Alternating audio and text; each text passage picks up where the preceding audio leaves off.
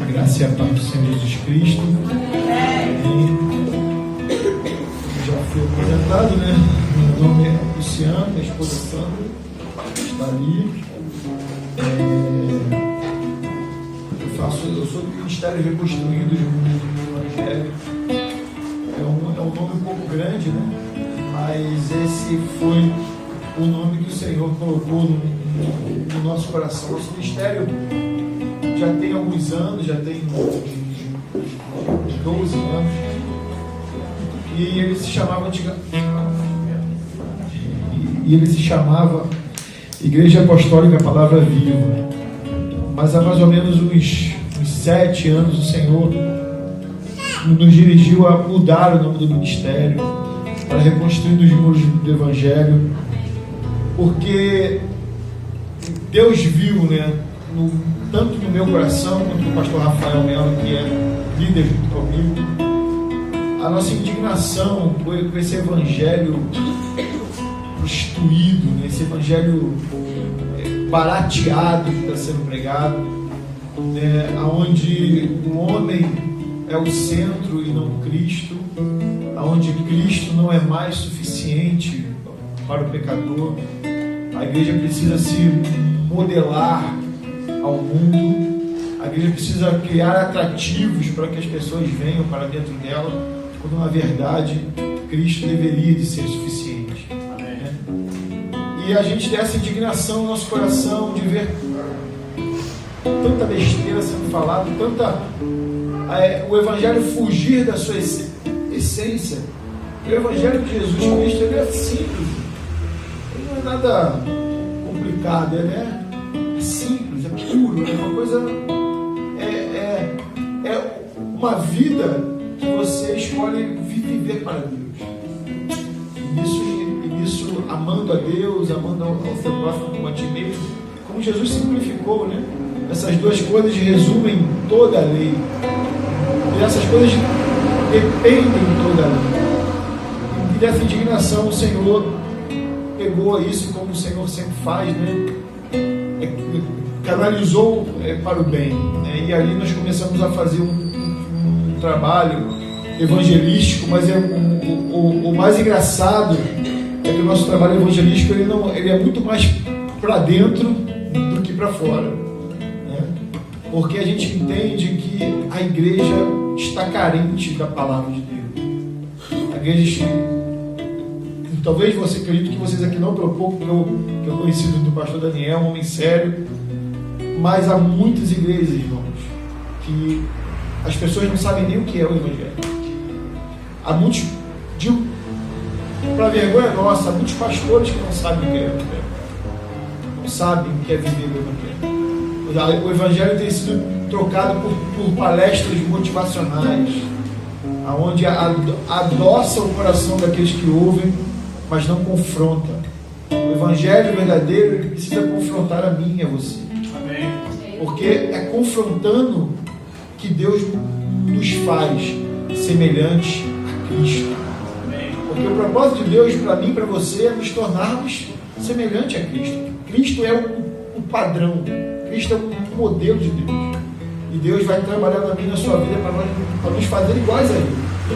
E esse Evangelho não vai nos confrontar, vai mexer com o nosso conforto, vai mexer com o nosso modo de ser, porque nós somos maus. Nós somos maus. E o Senhor vem trabalhar. Então, quando você não tem um Evangelho que confronta, tudo se perde a sua eficácia. E foi a partir disso que nós começamos a produzir muitos materiais. Vou falar dos livros que eu trouxe aqui, materiais que a gente disponibiliza nos nossos canais, na internet, com o objetivo de fortalecer a essência do Evangelho. É claro, fazemos trabalho evangelístico para fora, é claro que fazemos, né, irmão? Não existe uma igreja que não pregue para fora. Mas esse é um chamado específico de Deus para nós. Porque de nada adianta eu buscar fora e trazer para uma igreja doente. Como Jesus falou, eu vou rodar, falou para os fariseus: vocês percorrem céus e terra para fazer um prosélito, e quando o tornam mais filho do inferno do que vocês. Então de nada adianta eu buscar lá fora se a minha igreja está doente. Quando eu falo a minha igreja, porque a igreja é uma só. O corpo de Cristo é um só. Então esse é mais ou menos, né, o chamado de Deus para o nosso ministério. E eu vou estar depois falando um pouco mais sobre os livros, né, que se torna uma fonte de captação de recursos para o trabalho que a gente faz. Mas eu queria convidar você a abrir a sua Bíblia em João, capítulo 5.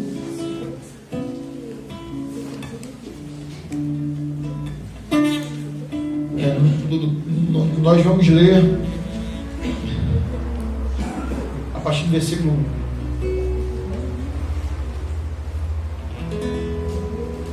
Podemos ler? Então vamos. Algum tempo depois, Jesus subiu a Jerusalém para uma festa dos judeus. Há em Jerusalém, perto da porta das ovelhas, um tanque que em aramaico é chamado Betesda, tendo 5 entradas em volta. Ali costumava ficar grande número de pessoas doentes e inválidas, cegos, mancos e paralíticos. Eles esperavam o movimento das águas. De vez em quando, descia um anjo do Senhor e agitava as águas. O primeiro que entrasse na água, depois de agitadas as águas, era curado de qualquer doença que tivesse. Um dos que estavam ali era paralítico, fazia 38 anos. Quando o viu deitado, soube que ele vivia naquele estado durante tanto tempo. Jesus lhes perguntou: você quer ser curado? Disse o paralítico: Senhor, não tenho ninguém que me ajude a entrar no tanque quando a água é agitada. Enquanto estou tentando entrar, outro chega antes de mim. Então Jesus lhe disse: levante-se, pegue a sua maca e ande. Imediatamente o homem ficou curado, pegou a maca e começou a andar. Vamos orar? Amém. Senhor, louvado seja o teu santo nome. Meu Deus, te peço agora, Senhor, vem com o teu Espírito e fale ao teu povo. Amém, Jesus. Porque eu, Senhor, sou um pecador salvo pela graça, não tenho nada a dizer a eles, mas o teu Espírito tem. Eu creio que o Senhor vai falar aqui nesta noite, não só a eles, mas também a mim, e que nós possamos sair daqui, Senhor, cheios de verdade, para levar isso para nossas vidas e aplicar isso no nosso dia a dia, e possamos ser efetivos para o teu reino, para glorificar o teu nome. É o que eu te peço, Senhor, no nome de Jesus Cristo. Amém. Amém, Jesus.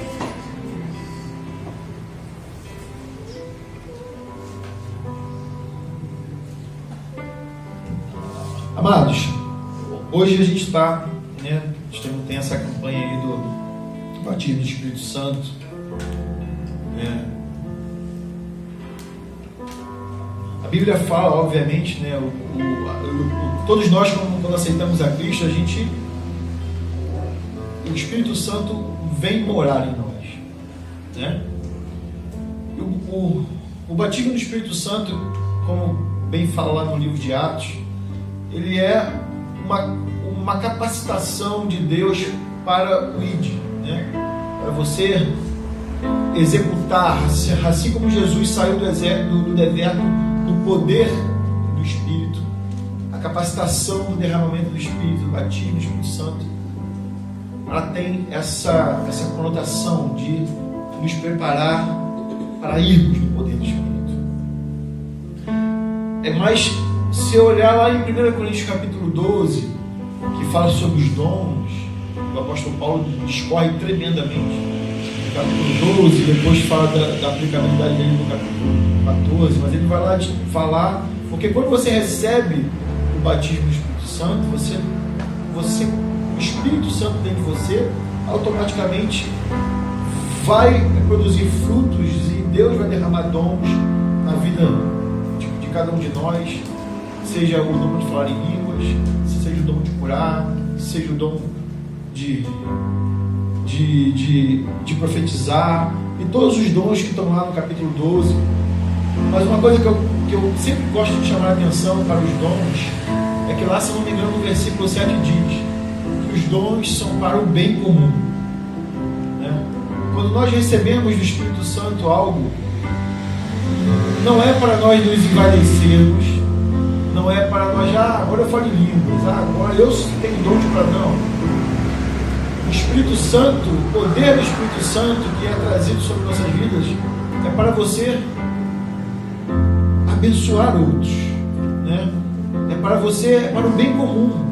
A capacitação de Deus para você não é para a sua vaidade, é para você abençoar o outro, para você fazer na vida do outro, seja nós como os irmãos ou então na vida das pessoas que estão lá fora. E essa capacitação, né, do Espírito, ela obviamente nos faz andar, né, de uma forma alinhada com Deus, debaixo da vontade de Deus. Isso vai produzir efeitos grandiosos nas nossas vidas e na vida de outras pessoas. E eu queria, nesse texto que eu li para você, de João capítulo 5, eu quero nesse texto falar de 3 coisas aqui. A primeira coisa é o que diz logo no início, né? A Bíblia fala aqui que Jesus estava indo a Jerusalém para uma festa. Havia alguma comemoração que Jesus estava indo lá. E aí ele fala, a narrativa aqui diz que quando Jesus estava chegando, havia em frente à porta das ovelhas, que era uma das entradas da cidade, havia um tanque chamado Betesda, onde ali havia muitos doentes. Uma coisa muito interessante, que é a primeira coisa que eu quero ressaltar aqui, é que Jesus desviou o seu caminho para atender a necessidade do outro. Ele deixou de ir à festa, ele atrasou a sua ida à festa para abençoar aquele que estava precisando. Ele deixou de ir talvez para um lugar que ele queria, onde ele iria festejar, ia conversar, ia beber vinho, ia comer, né? Para onde todo mundo estava indo, e ele desviou o seu caminho para atender a necessidade de um doente. Claro, ali havia muitos doentes, mas isso é um sinal claro de quem tem o Espírito de Deus. E eu quero falar sobre isso aqui porque não sei quem aqui já foi batizado, quem não foi, mas ainda que você não tenha sido, você carrega o Espírito. Se você é convertido, você carrega o Espírito. E quando eu sirvo a Deus, quando a minha vida está diante de Deus, e essa decisão, uma decisão que nenhum de nós fomos obrigados a tê-la, né? Ninguém foi obrigado a aceitar a Cristo, né? Na verdade, esse termo nem é o correto, né? Porque quem nos aceita é Deus, né? Não somos nós que o aceitamos, quem nos aceita é Ele. Mas esse jargão é muito usado, né? Quando nós nos convertemos a Cristo, nós fazemos por livre e espontânea vontade. De repente, como diz o texto de João, o povo que andava em trevas viu uma grande luz.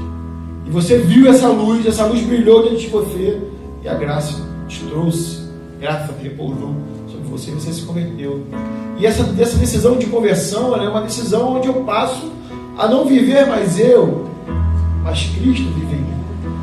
A vida que eu vivia na carne, agora eu vivo pela fé no Filho de Deus que me amou e se entregou por mim. É o que diz o texto de Gálatas 2:20.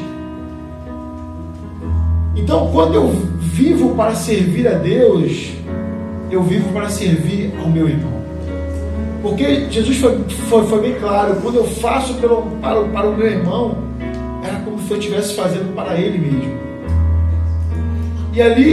E como tudo que Jesus fala para nós, ele dá o exemplo. Porque Jesus, quando fala do homem samaritano, lembra?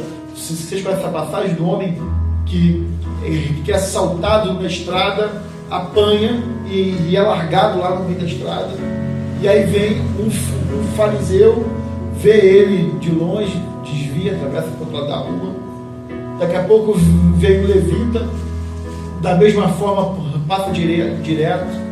E o homem samaritano que está viajando, ele para, desce o seu cavalo, passa o óleo, passa o vinho na ferida daquele homem, coloca ele sobre o cavalo, leva ele para a hospedaria, cuida dele, paga a hospedagem dele e sai de lá dizendo: se ele precisar de mais alguma coisa, você pode atendê-lo, que eu passo aqui e pago depois.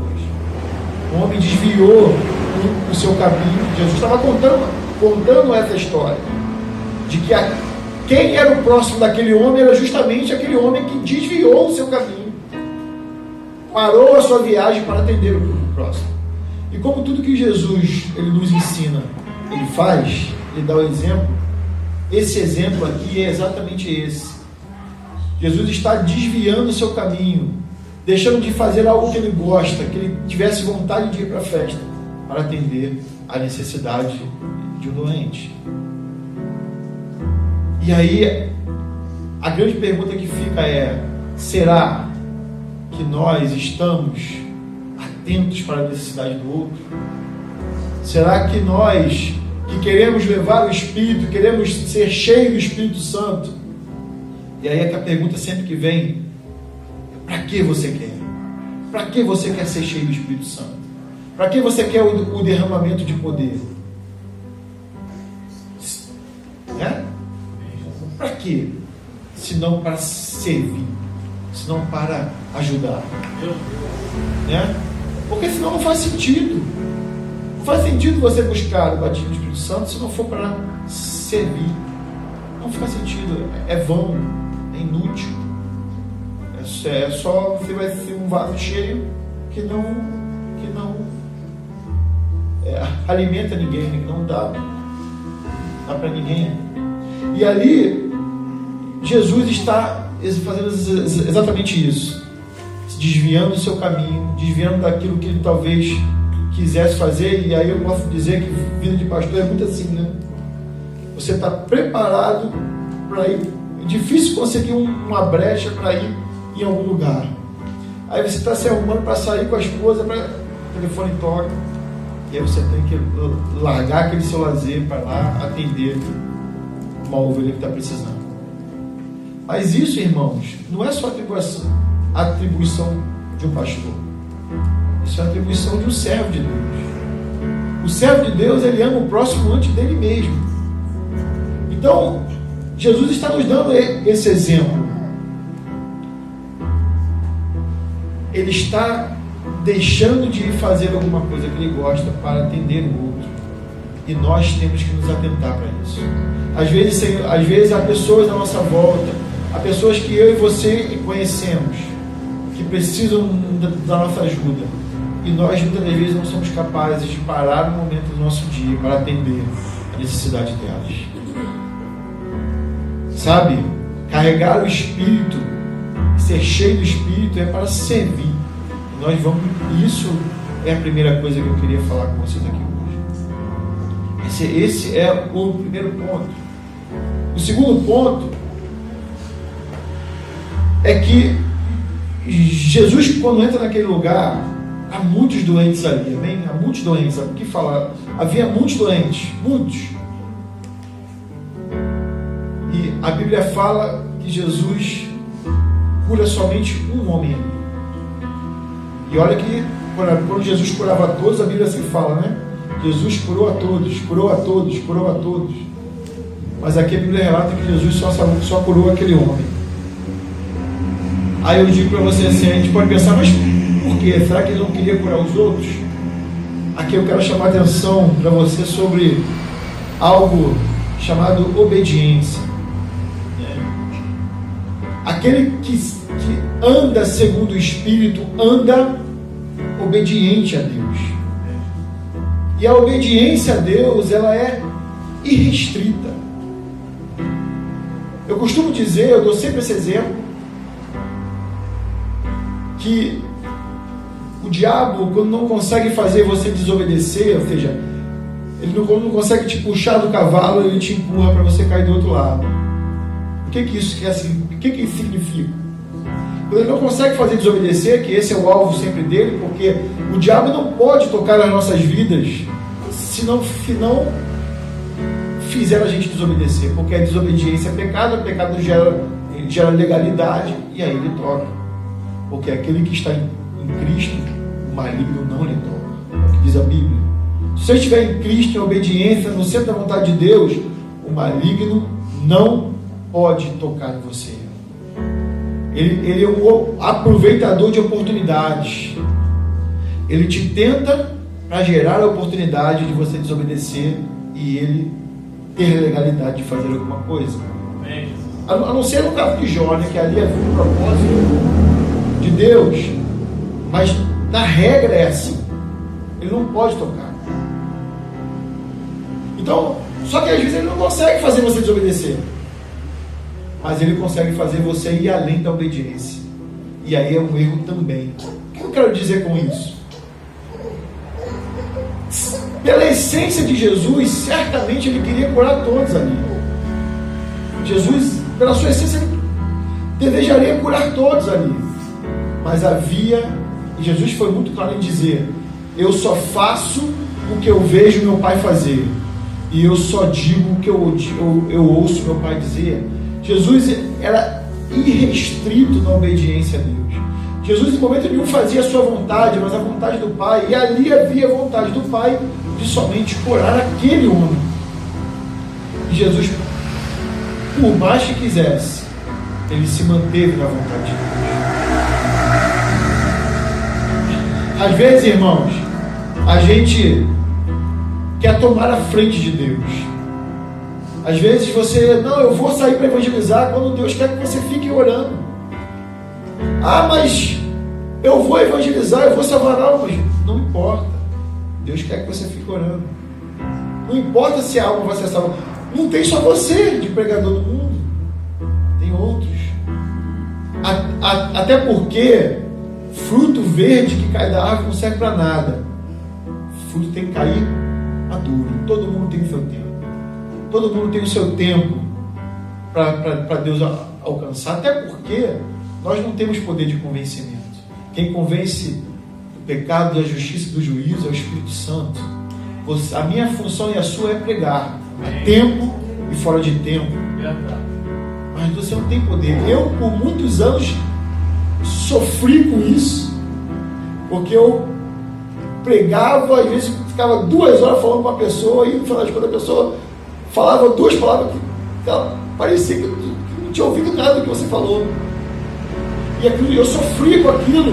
Senhor, mas como é que pode eu pregar aqui para a pessoa? Falei tanto do teu nome e ela nem se atentou. Porque não sou eu que convenço. Não sou eu que convenço. É Deus que convence.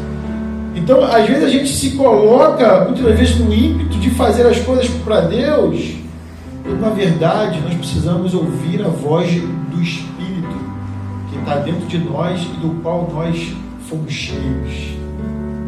Ouvir a voz do Espírito. Porque a Bíblia fala que o apóstolo Paulo foi impedido de entrar em 2 cidades pelo Espírito Santo. E ele ia pregar o Evangelho. Ia fazer uma coisa boa, né? Ele ia fazer uma coisa boa, ia pregar o Evangelho. Ah, mas Senhor, não importa, eu não quero que você entre aí, eu quero que você vá para aquela cidade lá. Quem manda em mim e você é Deus, irmãos. Não é você não é você que manda na sua vida, é Deus. Se você quer ser cheio do Espírito, você vai precisar aprender a obedecer a Ele. Senão não há razão para você ser cheio do Espírito. Não há razão. A obediência eu preguei uma palavra sobre obediência numa outra igreja. Outra oportunidade que eu voltar aqui, eu prego ela. Mas não há nada que Deus requisite mais do que eu e para mim na nossa vida do que é a obediência.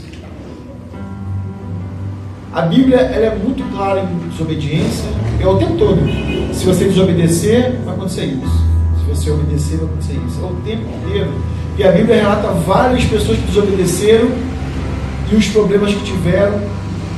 E a Bíblia fala que pela obediência de um único homem, em Romanos 5,19 diz, né, que assim como a desobediência de um homem colocou todos nós debaixo do pecado, a obediência de um único homem fez de todos nós justos diante de Deus. Bastou um obedecer. Imagine se todos nós obedecemos a Deus. Olha o que podemos fazer.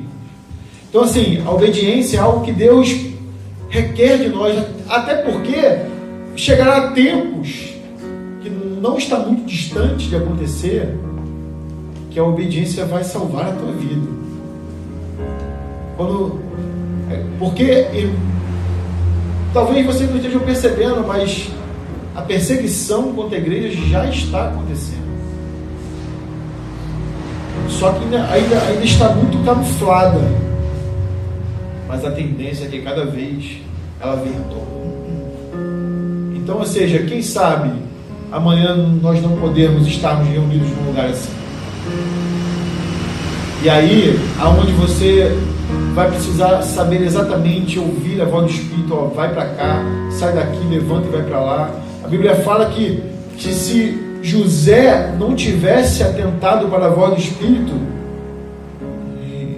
Jesus, bebê, tinha sido morto. Mas por causa de uma ordem do Espírito, ele saiu de Nazaré, de Belém, e foi para o Egito, e ficou lá até o tempo que Deus mandou ele voltar. Obedeceu. Aí você pode falar assim: ah, Senhor, mas ele é teu filho. Quem é Faraó para vir matar teu filho, o Salvador que veio ao mundo? Aí são perguntas que a gente nem sempre tem a resposta para elas. Porque Deus podia mandar descer um raio em Faraó e matar Faraó, não podia? Herodes, desculpa. Podia mandar descer um raio na cabeça dele e matar Herodes, né? Quando ele resolveu matar as crianças até 2 anos. Mas nem sempre Deus faz como eu e você pensa, né? A gente tem a mente muito limitada, né? Os nossos pensamentos não são os pensamentos de Deus. Então, por isso que nós precisamos aprender a obedecer a Deus. Jesus aqui obedeceu. É só aquele homem para ser curado. Vai saber, de repente aquele que o outro, se fosse curado, talvez ele não entendesse o favor de Deus na vida dele. Talvez o momento da cura dele não fosse aquela. Talvez ele foi curado num outro momento, ou talvez não tivesse, né? Naquele momento não era para ele ser curado. Não importa. Nós precisamos obedecer a Deus. A obediência a Deus é algo importantíssimo nas nossas vidas. E o último ponto que eu quero falar aqui hoje. Jesus chega perto daquele homem e diz assim, parece até engraçado, né? Você quer ser curado? Um homem há 38 anos, paralítico, está ali no tanque de Betesda. Ele quer o quê? Ele quer um copo. Vai lá na festa e pega um copo de refrigerante para mim. Está ali porque ele quer ser curado. Óbvio. Essa pergunta, se a gente for trazer, se a gente fizesse uns para os outros, a gente ia falar assim: pô, que pergunta idiota, né? Mas na verdade, aquela pergunta fez aquele homem dizer coisas. Às vezes o Senhor faz perguntas a nós que Ele sabe a resposta, mas Ele quer ouvir o que você tem a dizer, e às vezes que você ouça o que você mesmo vai dizer, para você ouvir o que está dentro do teu coração. Porque às vezes, irmãos, a gente tem coisas dentro do nosso coração que estão ali impregnando a gente de tal forma, e nós muitas das vezes só percebemos quando falamos, quando percebemos o que nós falamos, porque a Bíblia fala o quê? A boca fala o que o coração está cheio. Então às vezes quando você fala, quando você põe para fora, você mesmo se ouve, e aí você fala, opa, né? E ali o que Jesus queria daquele homem é exatamente isso. E aí, quando Jesus fala, você quer ser curado? Ele não responde a pergunta de Jesus. O que ele diz? Ah, Senhor, eu não tenho ninguém que me leve lá nas águas. E sempre que eu tento ir sozinho, outro entra antes de mim. E aí é o terceiro ponto que eu quero falar com você aqui hoje.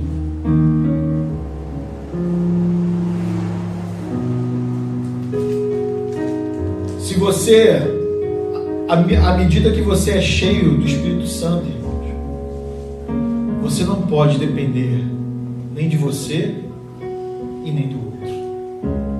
Você precisa depender de Deus. Amém. Aquele homem disse assim: eu não tenho ninguém que me coloca lá. Ele está esperando alguém, está na dependência de alguém levá-lo até lá. E quando eu tento ir sozinho, eu não consigo. Quando ele tenta ir com as próprias forças, ele também não consegue.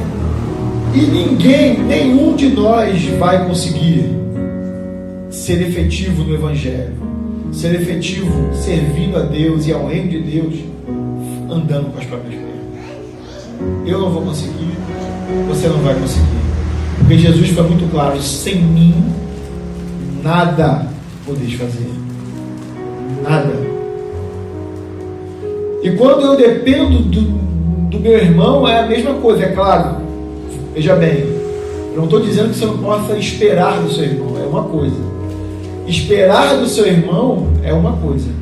Depender dele é outra. Totalmente diferente. A dependência, ela tem que ser exclusiva de Deus. Exclusiva de Deus. Porque é Ele quem tem o poder para nos conduzir em qualquer frente. É Ele quem tem poder para nos tirar de qualquer situação difícil. É Ele quem tem o poder de derrubar as barreiras, de abrir portas aonde nós não conseguimos. É Ele. Só Ele pode. Verdade. Só Ele. Então, quando muitas das vezes nós damos desculpa, pastor, mas eu tenho que ir lá, mas não tem ninguém que vá comigo? Não tem alguém que possa ir comigo? Mas eu sozinho não consigo. Não dá assim, eu preciso de alguém. Não, você é filho de mim. Você não precisa de ninguém. Você depende de Deus somente. Sabe, irmãos, nós como igreja acostumamos a ter todo um ambiente favorável para fazer as coisas. E quando a gente olha para a Bíblia, quando a gente estuda um pouco a história da igreja, os nossos irmãos que viveram no primeiro século, irmãos, aqueles homens não tinham nada. Isso que eu tenho aqui, você tem aqui, ó, a Bíblia não tinha. Tinha o Antigo Testamento, mas para gentios como nós, não servia de nada. O Antigo Testamento servia para o judeu, que conhecia a lei, que sabia, entendia o significado daquelas coisas, mas para o gentio, não valia de nada. Era só a voz do Espírito. Quem guiava aquelas pessoas era a voz de Deus. Eles fizeram o que eles fizeram através da voz de Deus, seguindo o Espírito. Então, se você quer ser cheio aqui hoje, que você saiba que Deus não vai lhe encher só por encher. Deus não vai lhe encher para você sair daqui, eu estou cheio. Não. Há um propósito nisso. Há um propósito de Deus nisso. Para que você quer ser cheio? Para quê? Eu tive numa igreja há um tempo atrás, pastor, tem quanto tempo ainda? Eu vou só contar uma história e vou terminar. Eu tive numa igreja que eu vi uma pregação de um pastor e ele falava assim: não, porque a gente precisa ter tempo com Deus, precisamos arrumar um tempo para Deus na nossa vida, porque às vezes estamos envolvidos, né, com trabalho, com estudo, temos que levar nossos filhos na escola, temos que fazer isso, temos que fazer aquilo, e ele começou a listar um monte de obrigações diárias que todos nós temos, né? E ele falou: não, vocês têm que temos que arrumar um tempo para Deus. Eu fiquei pensando assim, na verdade tem que ser o contrário, né? Na verdade eu não tenho que arrumar um tempo para Deus, na verdade eu tenho que diminuir os meus afazeres para que eu me encaixe na agenda de Deus e não Deus encaixar na minha agenda. Isso aí, verdade, isso aí. Não é Deus, assim, eu vou evangelizar, mas eu só posso de 6 às 7, porque eu tenho que ir para o shopping, eu tenho que... Não é você, não é Deus que se encaixa na tua agenda, é você que tem que se encaixar na agenda de Deus. Deus é prioridade, ou Deus é primeiro, ou Ele não é nada. Deus tem que ser primeiro. As outras coisas você vai fazer se der e se tiver tempo. Mas se você é cristão, porque existe uma diferença muito grande entre crente e cristão. Eu tenho, no meu site eu fiz até um artigo lá, que é um dos artigos mais acessados lá. Falei sobre isso uma vez. Crente é aquele que crê, aquele que acredita. Acreditar, eu acredito que isso aqui é um copo, eu acredito que isso aqui é uma bateria. A Bíblia fala que até os demônios creem em Deus. Mas ser cristão é dar um passo além do crer, é ser miniatura. A palavra cristão no original significa miniaturas de Cristo, iguais, semelhantes. A Bíblia fala em Atos em Atos 16, se não me engano, pela primeira vez os discípulos foram chamados cristãos. Por quê? Por quê eles foram chamados cristãos ali? Porque antes eles eram chamados os do caminho, né? Mas foram chamados cristãos por causa de quê? Porque certamente alguém que viu Jesus olhou para aquele homem e identificou. Ele fala a mesma coisa, ele faz a mesma coisa, era igual, era o discípulo, fazia igual.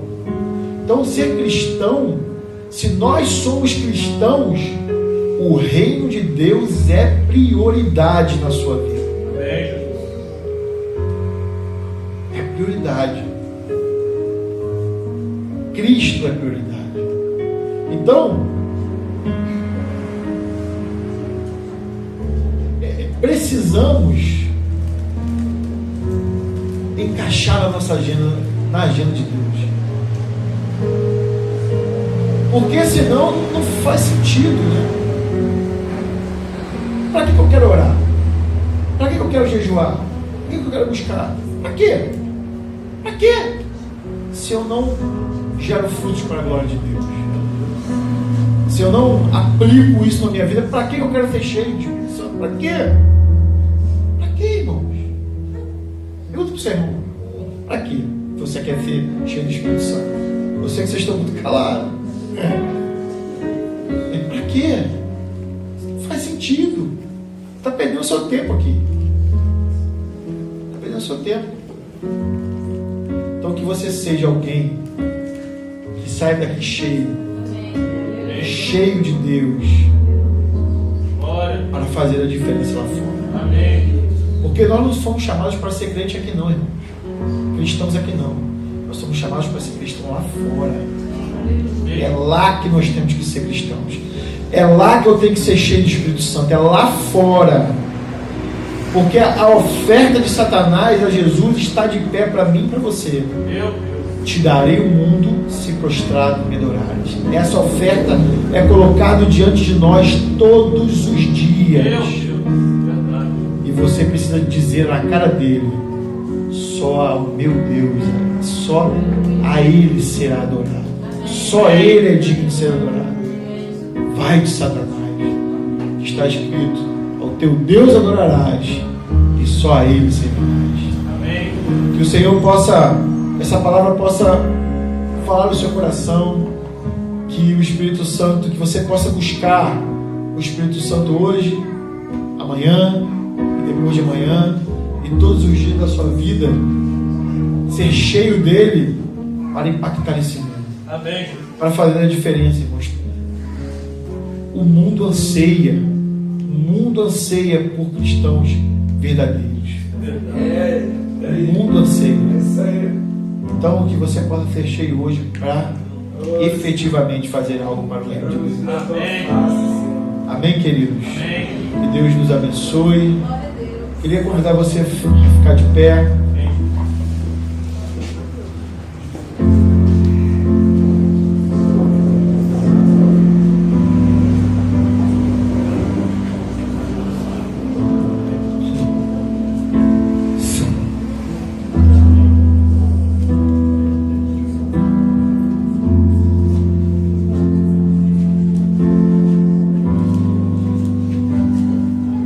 Fechasse os olhos, inclinasse a sua cabeça, para a gente orar. A gente orar para que o Senhor aqui nesta noite quer olhar para o seu coração e ver o que há nele. Porque é desejo de Deus que você seja cheio do Espírito Santo. É desejo de Deus. Mas precisa ser seu desejo também. É preciso que o seu desejo seja ser cheio para fazer a diferença. Senão não há sentido. Amém? Feche seus olhos, incline a sua cabeça. Vamos orar. Glória. Senhor, em nome de Jesus. Eis aqui, Senhor, a tua igreja que clama cada vez mais pela tua presença. Ó Senhor amado, tu estás aqui nesse lugar.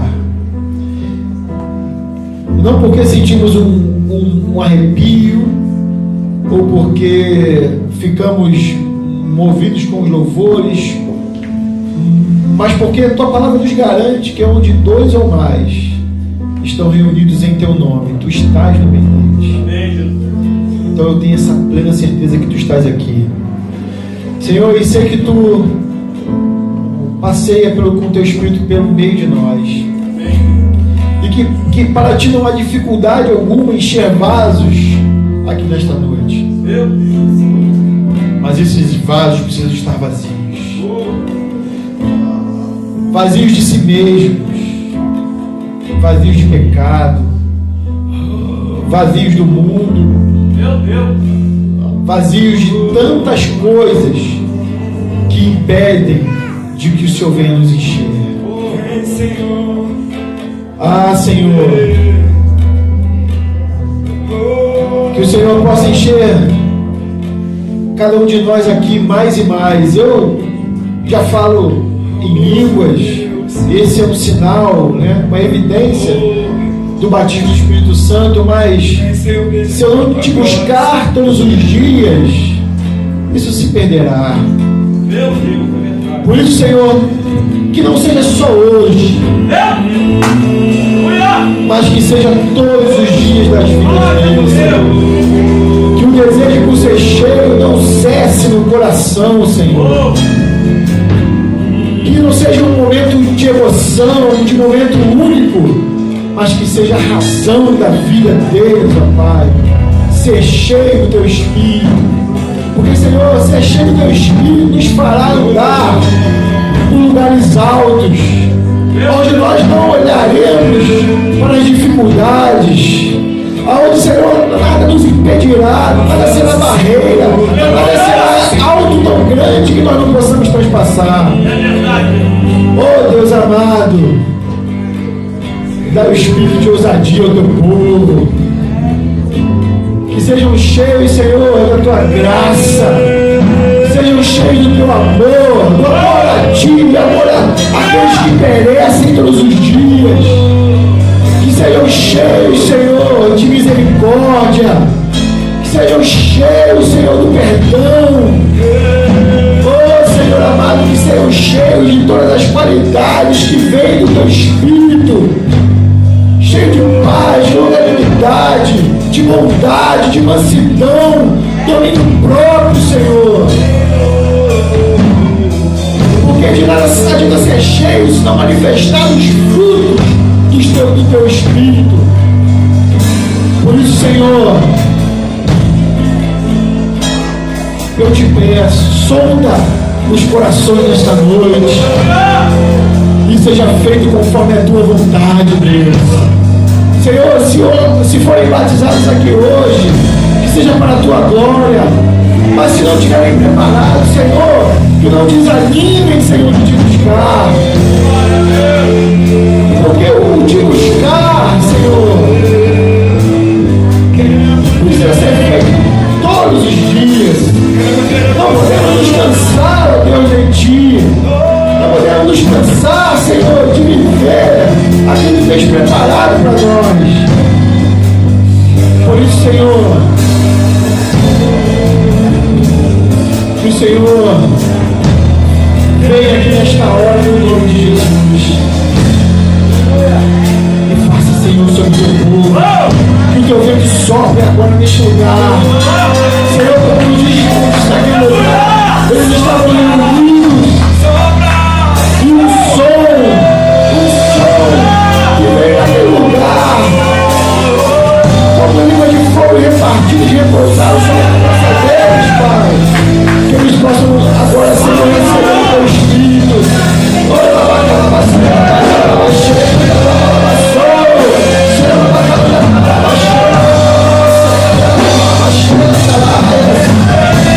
Santo, santo, santo, é o teu nome, Pai. Oh Deus, sobre o teu povo. Faz fluir, Senhor. Faz fluir esse lugar do teu Espírito. Experimentem, Senhor, algo a mais nesse lugar. No nome de Jesus. No nome de Jesus. No nome que é sobre todo nome. No nome que é sobre todo nome, Senhor. Ele é, tu és, Senhor, o Rei dos Reis, o Senhor dos Senhores, o Criador dos céus e da terra. Tu conheces, Senhor, por dentro e por fora. Não há nada escondido a ti, Senhor, nas nossas vidas. Estamos, Senhor, nus diante do Senhor. Vasculhe nossos corações agora, Pai. E nos enche, ó Deus. Precisamos ser cheios, Pai. Precisamos ser cheios do teu Espírito. Porque este mundo carece de pessoas cheias do teu Espírito. Que possamos sair por este mundo levando o teu Evangelho, sem temer o diabo, sem temer os homens, sem temer a morte. Porque para isso fomos chamados, Senhor. Fomos chamados não para viver a nossa vida, mas a vida que está em ti.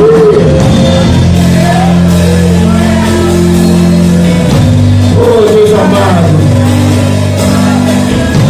que o Senhor alcance pessoas nesta noite. Que não seja só aqui, se não forem aqui, que sejam nas suas casas. Senhor, tu não escolhe lugar, não há um ambiente preparado para ti, Senhor. Tu pode chegar e batizar e entrar em qualquer lugar, em qualquer momento. Basta que o coração esteja receptivo aqui, Senhor. No nome de Jesus.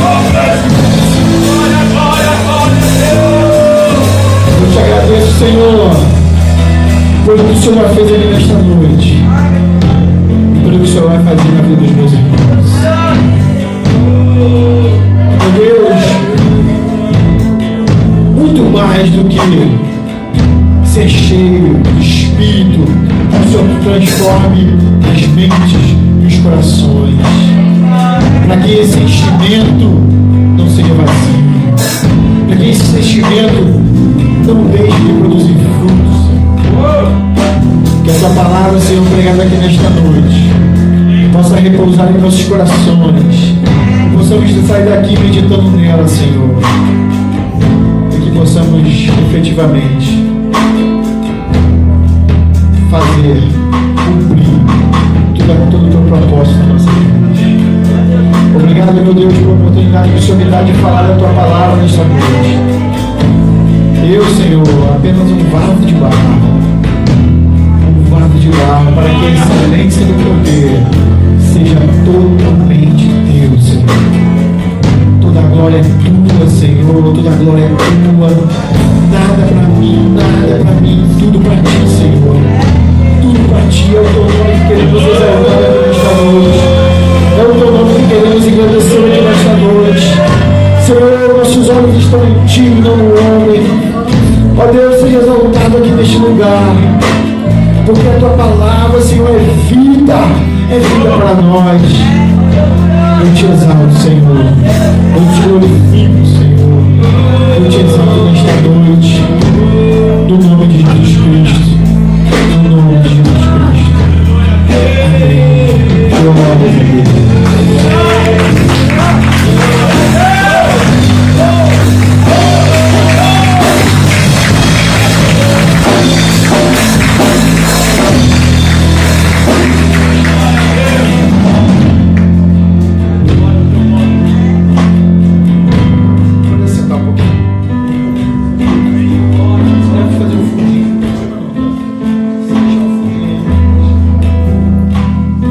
Irmãos, eu vou só falar um pouco aqui dos livros, né?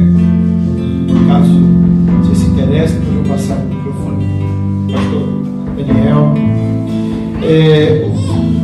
Os livros que temos publicados, porque o Senhor tem nos dado essa direção há mais ou menos um ano, para nós fazermos literaturas, escrevermos literaturas, porque a gente também anda vendo, né? Tem muito conteúdo aí em livros, né, que parecem livros de autoajuda, né? 5 passos para receber o Espírito Santo. Quem já viu livros assim? 7 passos para... Nós usamos muito o número 7. 7 passos é para você, sei lá, conseguir a sua santificação. É como se fosse uma fórmula, né? Mas é porque, na verdade, o ser humano se acostumou a livros de autoajuda e isso funciona muito. Isso atrai muito as pessoas. A gente tem feito literaturas onde o Evangelho é levado, onde há uma mensagem, né, as histórias, né, pelo menos esse livro aqui, dentro da Igreja Irmão de Deus, ele é um livro até temático, se eu posso dizer. Né? O que esse livro fala? Esse livro fala sobre as pessoas que estão dentro da igreja por tantos motivos que não é Deus. As pessoas muitas vezes estão na igreja para alcançar o seu sucesso profissional, pessoal, para conseguir uma cura de um filho, tirar o filho das drogas, ou tantos outros motivos. Só que acontece que quando elas conseguem o que querem, fazem como aqueles leprosos, viram as costas e vão embora. Quem conhece pessoas assim? Eu já conheci muitas, sabe? Porque na verdade, poucos querem compromisso com Deus, poucos querem levar uma vida com Deus de fato. Tudo foi pregado aqui, né? Uma vida de compromisso, uma vida de renúncia. As pessoas estão querendo vir da igreja receber uma palavra que acalma o seu coração, que elas vão dormir bem, no outro dia vão trabalhar e vão seguir com as suas vidas. Esse livro, o pastor Rafael, ele faz um paralelo da igreja primitiva com a igreja de hoje. Uma igreja que tem muito mais dinheiro, muito mais visibilidade, muito mais gente, mas não consegue nem de longe ter a efetividade que tinha a igreja primitiva. Esse livro é um livro muito interessante, né, para você ler, um livro muito confrontador, né, que vai falar ao seu coração, com certeza vai fazer você meditar sobre o momento que a igreja está passando. E o outro livro é esse livro aqui, uma Aniquilação de uma Hora. Eu tenho até um videozinho para passar, mas não, deixa eu falar aqui. Esse livro ele é uma ficção cristã, um livro de ficção, uma história que fala sobre esse momento que estamos vivendo, onde o mundo se prepara para a vinda do anticristo. Não é do Apocalipse, tá, irmão? Não é tribulação, não é nada disso. É esse momento onde o mundo, as coisas estão acontecendo e quem tem o Espírito de Deus consegue ver isso claramente. A movimentação, a preparação, né? O amor se esfriando a cada dia. É a questão aí de homossexualismo. Nunca.